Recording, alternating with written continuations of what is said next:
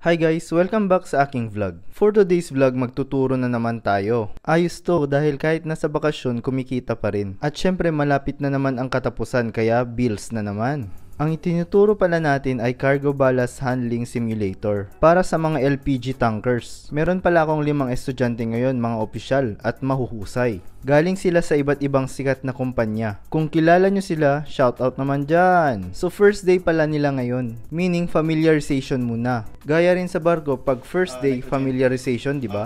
Ayos na ayos ang magturo kasi na-impart natin ang knowledge natin at syempre ang experience na rin. Liquid feeding valve tayo mag-introduce ng inert gas. At dahil marami na tayong na-explain, kailangan din natin magmeryenda. Empanadita pala to galing market. Tara, meryenda tayo!